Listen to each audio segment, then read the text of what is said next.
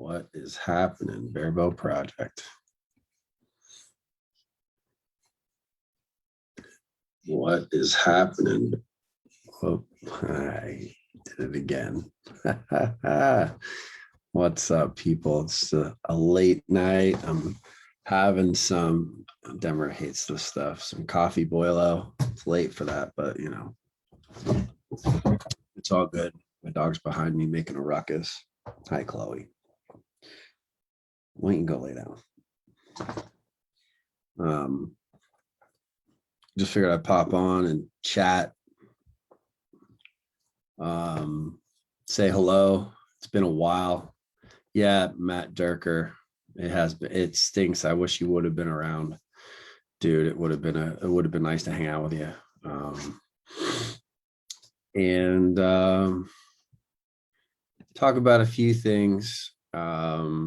You know, like I said, I wanted to pop on because it's been a while since I've done a live feed.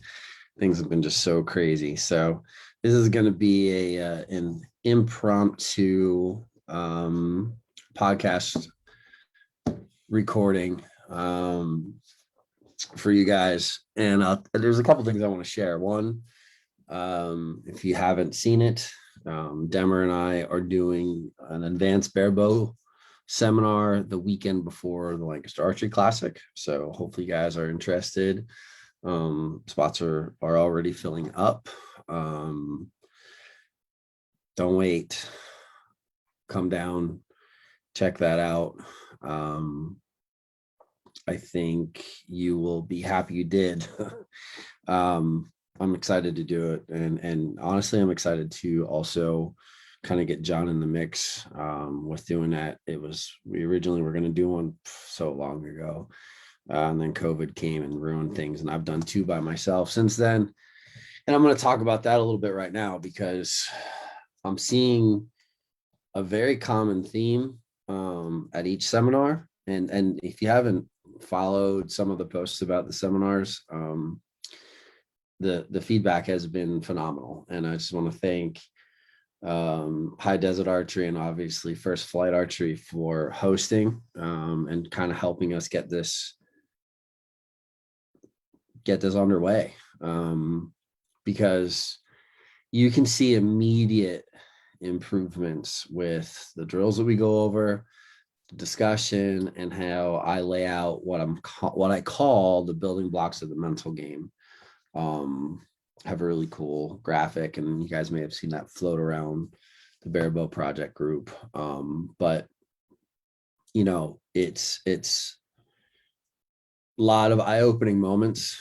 And I just, you know, like I said, I don't think there's a lot of people who want to talk mental game. There's a lot of people who think, well, you know, there's form coaches and there's mental coaches. And in my opinion, and from my experience, it's all connected, all of it. Just like in your shot process and your form, it's connected to your target panic. There's a lot that goes into it. I've learned a lot talking to plethora of shooters and coaches and Lanny Bassam and all these other people, Dick Tone, Jay Barr, you know, spending time with Rob Koffel and Casey Koffel and obviously and Demer and Grayson and Dillinger and all these people, and trying to, you know, kind of draw conclusions and things that make sense, and look at, well, what are the masses? What are the people who are being successful doing? And hey, Matt Yaka, hey, Demetrius. And then what are the people who are maybe still struggling a little bit? What are they doing? You know, and compare and contrast. So, you know, and I'll tell you, I think my biggest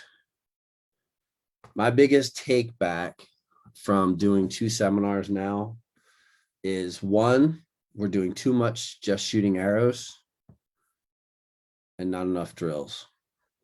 Two, the explosion, the big follow throughs, big bow hands, big bow arms, We don't even realize how the target panic is affecting us.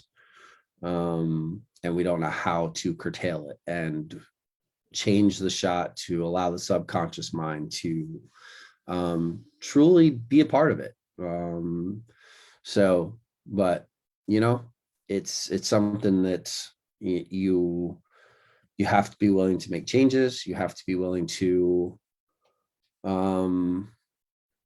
really evaluate yourself in an honest way and say, listen, if what you're doing is working, then run with it. If it's not working, if you're not getting to where you want to be, then you need to be willing to make changes, period. That's what it is. So, but hey, I wanted to also share with you guys, this is probably going to be quick unless there's a lot of activity in the chat, the live chat. I talked to some of our Barebow, we'll call them Barebow pros, for lack of a better term. No, some of the bigger names in Barebow. I'm talking John Dillinger, I'm talking Dammer, I'm talking Eric Johnson, Frederick Lundemark, Birdie, those people. And had some conversations with them. And I said, all right, guys, so I want you to give me your top 3 things, not in any particular order, top 3 things that are causing you to struggle with target panic. And I'm going to give it to you straight how they said it. I'm not going to, put it in a frankism. I'm just going to give it to you straight how they said it. Especially with the carryover from native language to English, might be a little bit blurred, but I don't have to ad lib some of that. But so the first one I'm going to talk about is Frederick Lundemark. And Frederick's a shooter. We all know Frederick's a shooter. Does shoot some amazing scores and was one of the top shooters in the world. Frederick's comment is basically this: I don't really know how I feel about this thing called target panic because I never had it. But if I shall guess, I assume that for one reason, it's a performance anxiety, that others not having a shot sequence that is well set. And third, I take that back. One is performance anxiety. And then the next thing is not having a really solid shot sequence. And then a third reason would be having a conscious release. Ironic. It might sound strange, but that thing with the release, but I have an unconscious release, which is kind of what we've sort of been preaching all along. I aim the yellow, it just stays there until my shot goes off and I'm not aware of the release. I believe that's what saves me, Frederick, talking about himself, from target panic. It's kind of like my brain's back tension. The brain is holding the shot, it just stays there until the subconscious takes over. It's kind of what Frederick's saying there. I'm going to go, let me know what your thoughts are on that stuff, people. That's some good stuff, and it's coming from one of the best, and it's coming from somebody who you guys don't necessarily hear from. I'm giving shout outs to the guys who are always helping people and sharing posts outside of the US right now. So Birdie Ferruccio, I'm not sure if I'm saying Birdie's last name correctly, but I asked him the same thing. He was a little bit more specific, but Birdie said, and if you didn't watch like the Indoor World Series and some of Birdie's, if you go to Birdie's YouTube page, he's a shooter. There's no question. The guy's been doing it a long time and he stays at a high level. And but real quick, he gave me 3. Again, no specific order. Anxiety. So there you go with that performance anxiety. Number 2, low self-esteem. I think that's really just, a lack of confidence. I think it goes in with not using positive self-talk, letting negative affirmations take over you while you're shooting, stuff like that. Then a little awareness. And I think I don't want to put words into Birdie's mouth, and maybe when Birdie listens to this, he can reflect on it, or like when I post it to the group, the recording side. But little awareness, I am sure, is sort of a reference to your shot sequence. So it's kind of one of those things where one of the things I have found now after doing the 2 seminars is that that barebow shooters that have gone without specific barebow coaching have very little awareness, using Birdie's words, of what they're actually doing in their shot. And moreover, they don't know what they're doing and how it's affecting the results of their shot. That's what I'm finding. And part of that is because they lack a lot of control. They lack the ability to hold, and they're not training.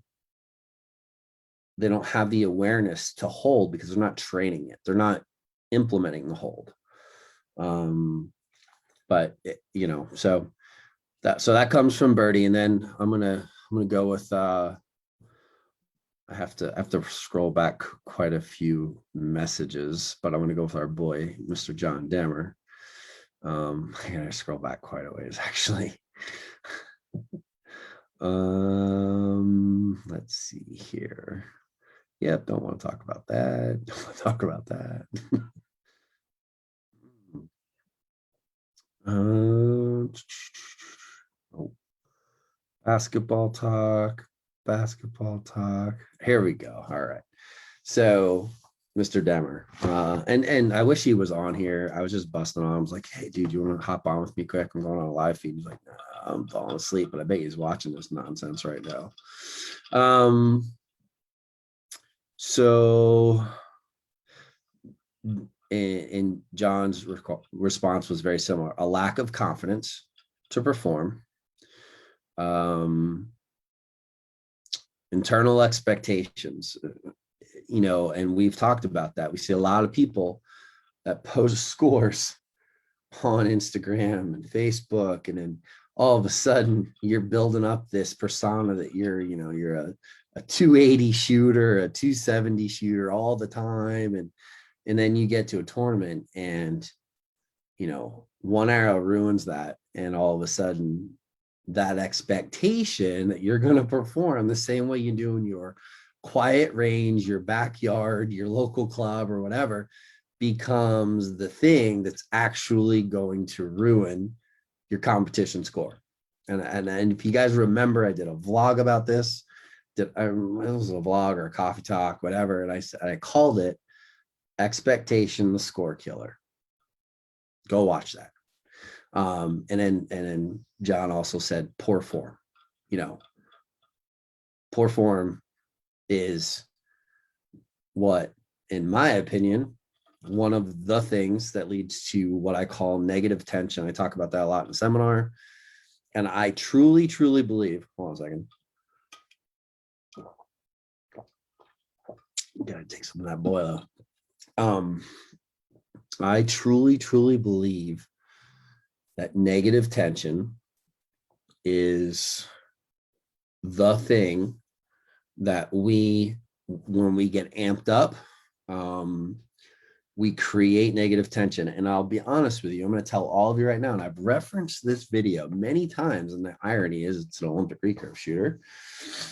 Go watch the Shoot Like Me video with Brady Allison and listen to the words that he says. Now, let you all know, I do not advocate to shoot barebow with an Olympic recurve set up as far as form. However, I think the alignment is super crucial, but Brady's discussion on expansion and Brady's discussion on, hold on one second, sort of the way he just approaches the shot, I think is a really, really solid information. Forget the pulling, forget pulling through a clicker and stuff like that. He actually talks about how he doesn't pull, he holds. But I think it's super important to remember that. So, and just a few things that I wanted to talk about. Like I said, I wasn't planning on being on real long. I wanted to hop on and just kind of say hey to everyone, and talk about some of the upcoming stuff. We have a podcast planned also, so with me and Demer, and hopefully Santo. If Santo can get some free time quick. Just to kind of a tournament update with everything that's opening up, everything that can be shot, locations, stuff like that. Try to put a podcast out that gives everyone a single place to go for 2022 to learn about or talk about or figure out which tournaments they want to go to. So we go back into the chat here. Matt Yaka, so our US Open champion, says too much aiming gives me TP. I had to stop aiming. Anyone who has taken the seminar, either one of the seminars, or has been coached by me, has heard me say that. Take it from the guy who won the US Open and shot phenomenal. 100%, dude. I couldn't agree more. Could not agree more. Enjoy the aim, but at the same time, forget about the damn aim.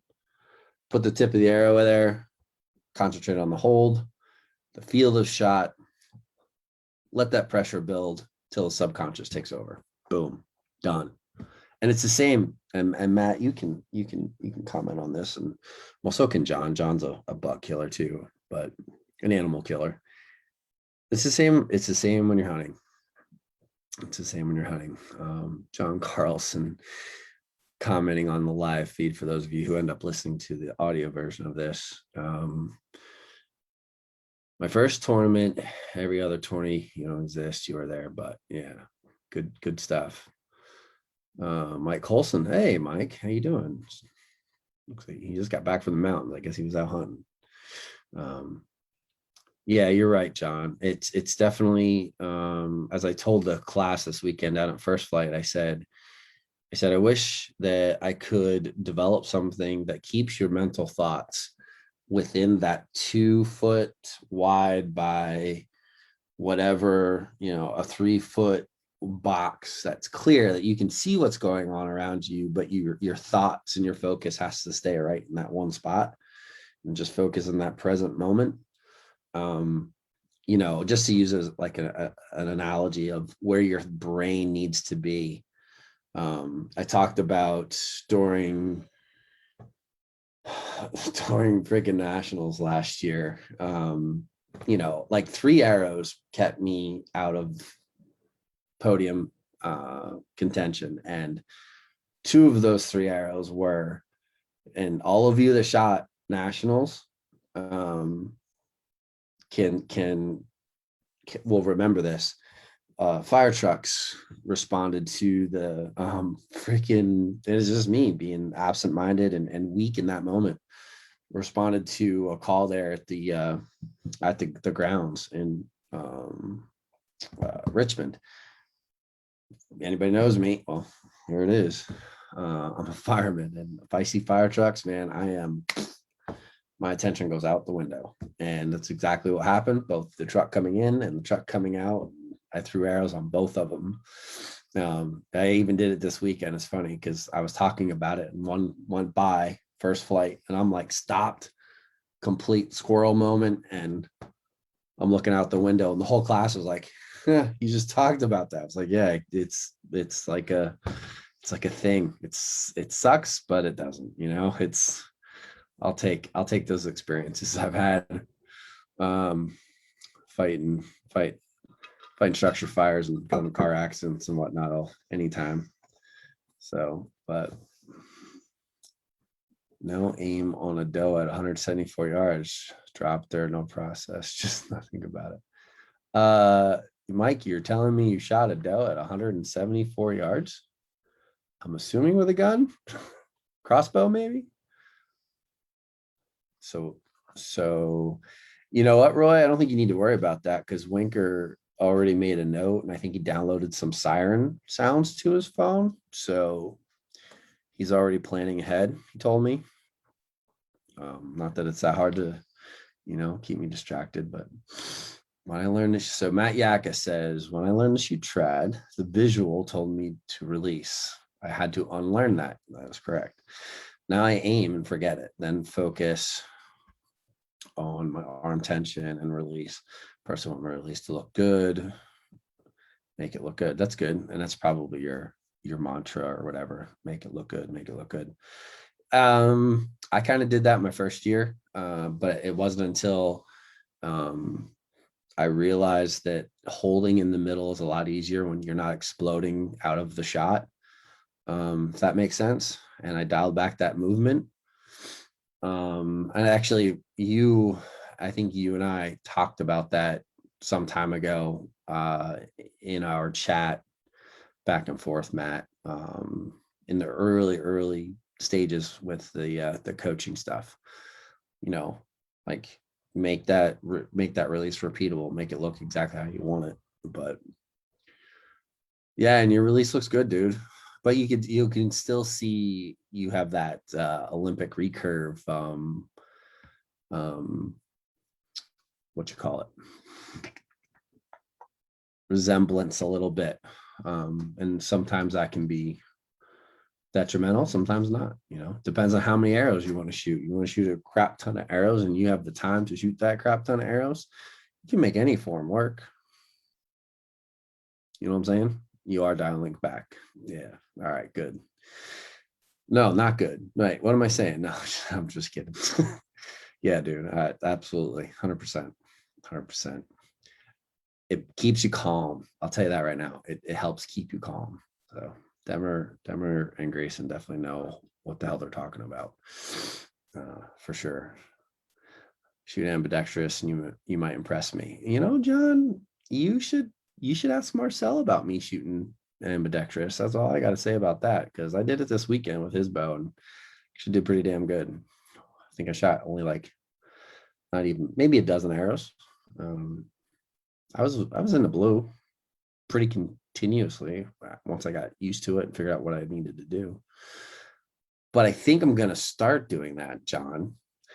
Actually looking for or trying to find a left-handed riser. I don't know if I'm going to go out and buy one. I may, and play around with it a little bit. So, but you guys get any other questions before I bounce off of here? It's kind of like a late night coffee talk, but it's coffee boil instead.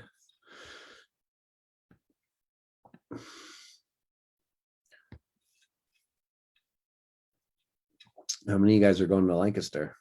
Going to go to the Classic?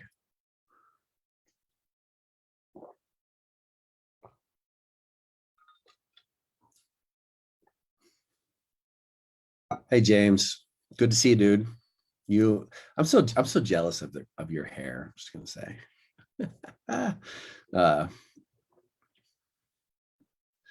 Coffee boilo, Maddie. I can't tell you what it is. It's a secret. It's a secret recipe. But it's good stuff. It's made with good stuff. That's all I can tell you. When everybody comes for the Classic, yeah, don't be. I will bring coffee boilo with me. Yeah, you should donate it, James. James was talking about his hair. I said I was jealous of his hair. It looks like a shampoo bottle. And he says he's going to cut it off. But yeah, I'm going to bring some with me for the Classic. So if we can all hang out or whatever, I'll share. But I'm not giving out the recipe. I will. Yeah, I'll probably. I hope to go to Vegas. That's my plan at this moment. I have to go to the ATA show to teach the Barebow Masterclass. And I want to do. I'm not going to do all the USATs, but I want to do as many as I can. So, or at least the minimum. Because I still don't know if I'll do field nationals. We'll see. We'll see. I am off all summer long with my job, so I have the perks of that. But I really like to try to do some more, to do an advanced Barebow seminar in the spring before the outdoor season kicks off, or maybe early in the outdoor season with Demmer as well, to really try to help people with the 50-meter tuning process, and stuff like that, especially now that with my new training center, you can shoot 50 meters indoors. So then we have that option.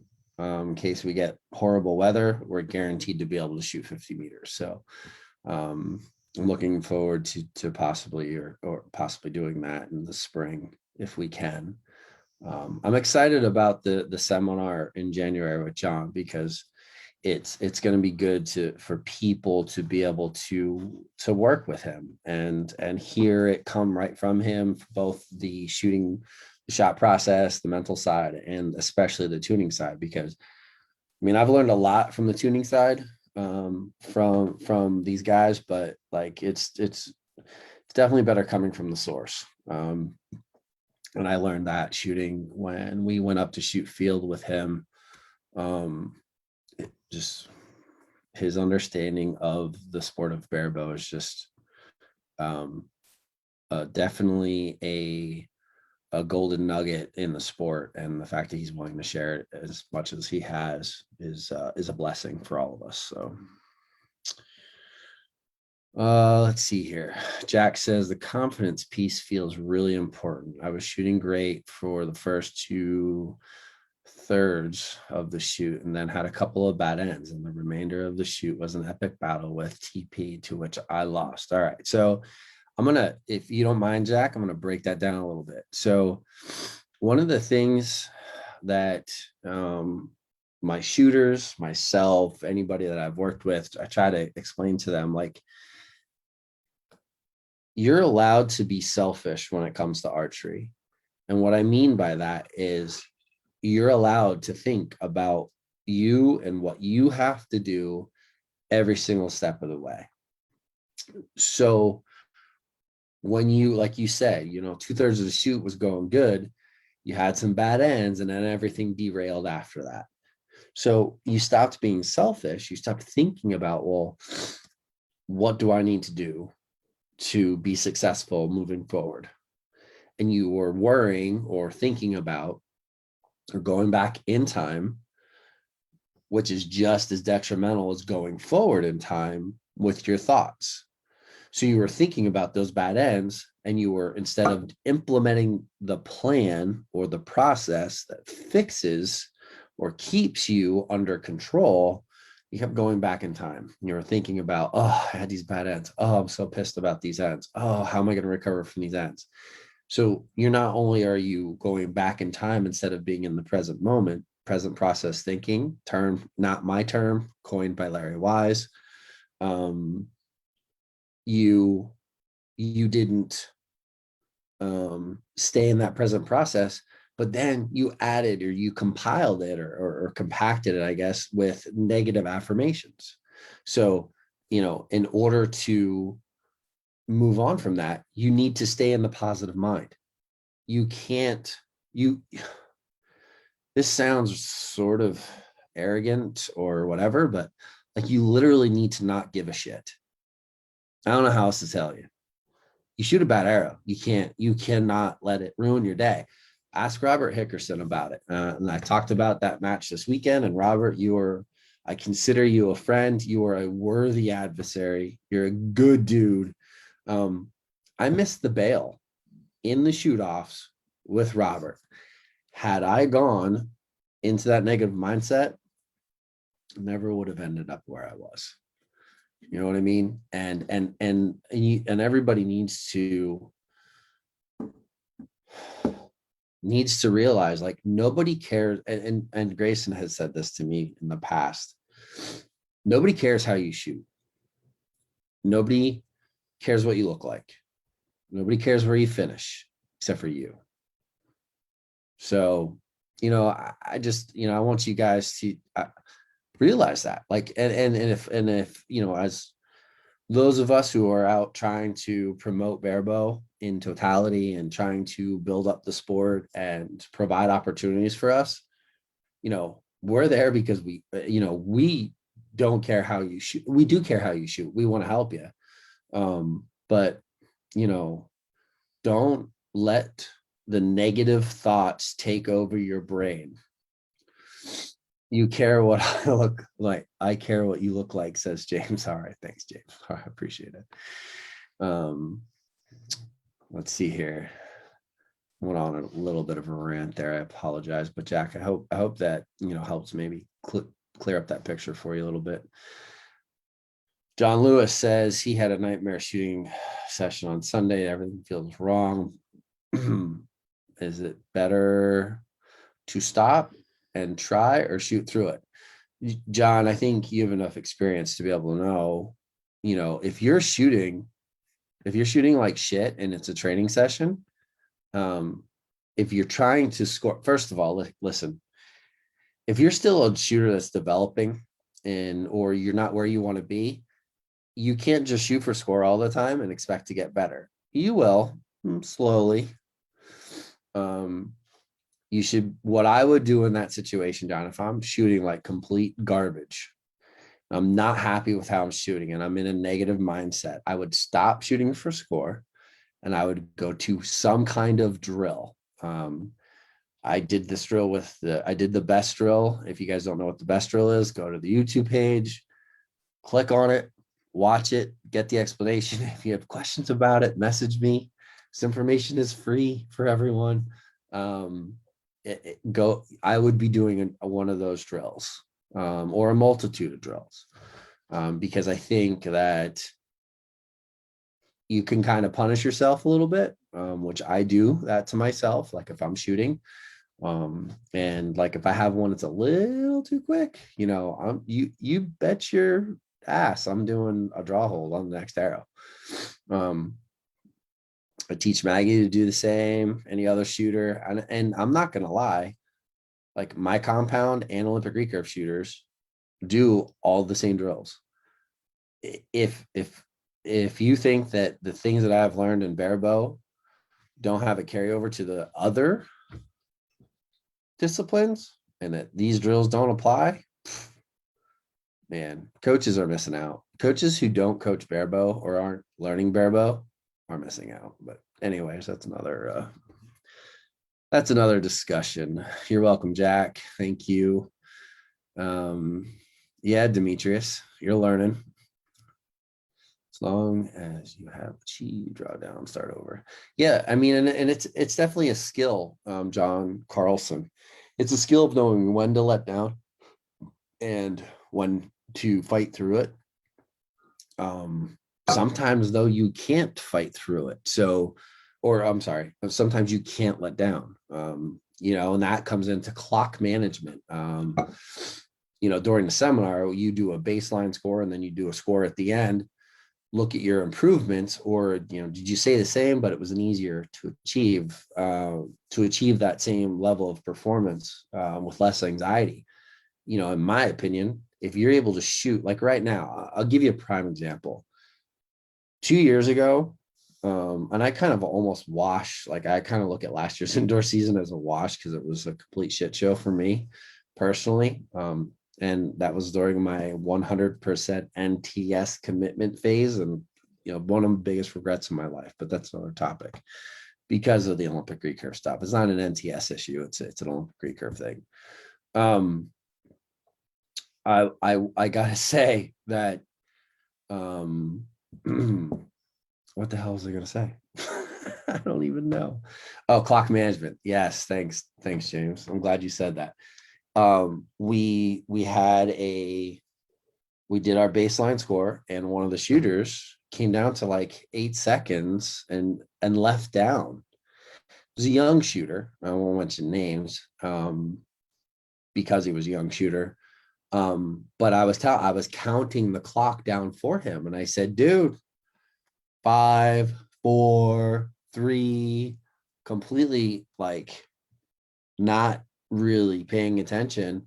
And I said, and he was still at full draw. And I said, don't shoot it. I said, don't shoot it, because you go to a tournament, you shoot that, judges are going to be pissed.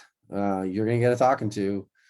I was like, I said it to him. I was like, you have to manage your clock, especially now that the clock is changing to 30 seconds, 90 seconds total. You have what? No, rhythm and timing isn't a clock management thing, Mike Colson. Clock management is how long it takes you to shoot an arrow, how long you're resting in between, and knowing how much time you have to be able to do a 3-second draw hold, to be able to let down. Can you let down? Having the confidence to fight through an arrow at the end when there's 15 seconds left on the clock, 10 seconds left on the clock, knowing how to fight through it, put it in the middle, hold it there. That's clock management. The rhythm and timing is what's happening from the moment that you start from the set position till you finish the follow through in the feedback position. That's rhythm and timing. How long is too long from anchor to transfer? James, I'm not going to answer that question, because I will never cookie cutter anyone into the same form, shot sequence, or again, rhythm and timing. It's going to be different for everyone. I will say that if you look at some of the most consistent and calm shooters, they are staying in their anchor. They are clearly transferring to hold. And there's no rush to get out of that hold. I hope that makes sense. And you have to learn to get comfortable in the hold, letting the aim happen. And to take words from Demmer's mouth, enjoy the aim. Maybe reword it a little bit, call it enjoy the hold, because the aim happens during that time. So I will, you have to shoot me a message or remind me. I'll time my I'll just time what I do just for reference. I am by far not the I would say one of the top shooters. There's a lot of other guys that shoot better than I do. But I can hold my own. So just for reference, just to put a number to it. I don't know if I ever have, to be honest with you. Not recently anyways. I probably will now, though, with the clock change, because I still have some Olympic recurve compound tendencies. I like to really, really take my time and use as much of the clock as I can get. And you go from 100, you're dropping 30 seconds off of the total time clock now. So, most barebow shooters are just flying through that. I'm one of the ones that I kind of take my time a little bit. I'm gonna have to work on that. So I'm excited to get shooting. I'm like hanging in like mid 260s, low 270s right now. Occasional, there's nothing special. I'm not shooting a ton, but I feel like the way that I shoot now, and if you guys watching like the push video from the US Open, like my form isn't any different. I haven't made any changes. I don't plan on making any changes, because holding in the middle has never been easier than it is with this type of shot cycle, and dialing back that movement as far as you can. And just excited to kind of dive into this year, because I have a little bit of a different mindset than I've ever had. And it really started this summer. I stopped giving AF and worrying about other things, worrying about other people, sometimes worrying about the Barebow project. Sorry, everyone. Because if all you and the Barebow project are on my mind, shooting is next to impossible. So sometimes I need to just forget about it. And at nationals, it was a blessing. Oh my gosh, was it a blessing having guys like Marcel taking photos, and Winker helping with coverage, and Matt Zernzak helping with coverage. Like, that was such a stress relief. I'm not gonna lie to you. So, but anyway, those guys are all amazing people, and I am thankful to have them in my life. So, but anyway, I don't see any more questions rolling in, so I'm going to quick finish this.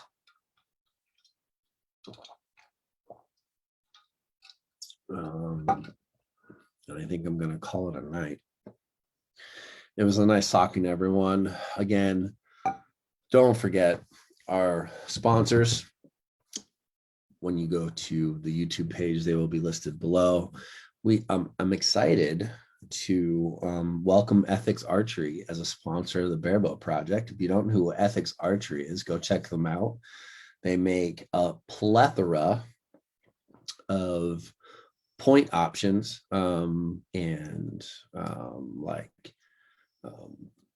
yeah, what are they called? Sleeves. They're going in the arrow, mostly for hunting stuff. They've really been a hunting oriented company, but they really want to get into the target world. They make some pretty cool like testing kits, different weights, like a package that comes with multiple weighted tips all in one package to help you with your tuning process. Probably one of the things I'm most excited about. You know, we're going to talk about some Barebow specific stuff here over the next year, but I'm excited to welcome them to the Barebow community and you know, the Barebow world in general.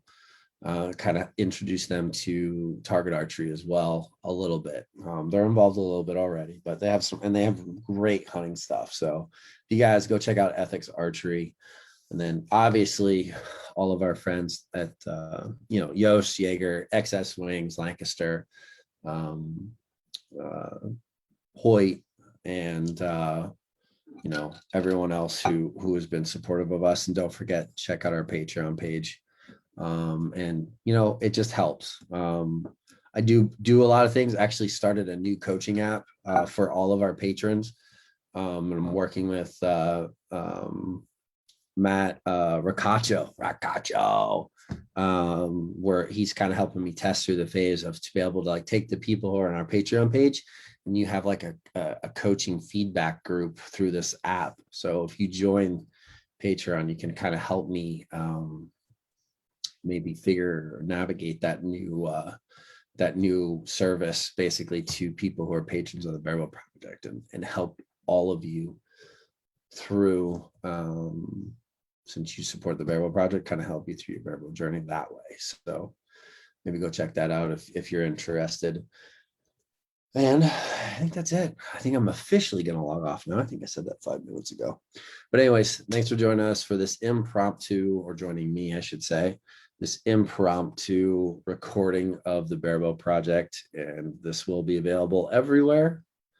And I hope you guys enjoy it. And again, I can't wait to see you all here in the near future. Oh, and hey, by the way, any of you are within like a state of Pennsylvania, Grass Hollow Archery, my facility, we have a FIDA coming up, an 1825 meter, December 5th. Come shoot with us. James, you're not that far away. Let's go. You know, go sign up. Go to Grass Hollow Archery, click on the event page, click on the sign up link, go to the form, fill out registration. Boom. You're in like Flynn. All right. Peace out, everyone. It's been real. It's been real.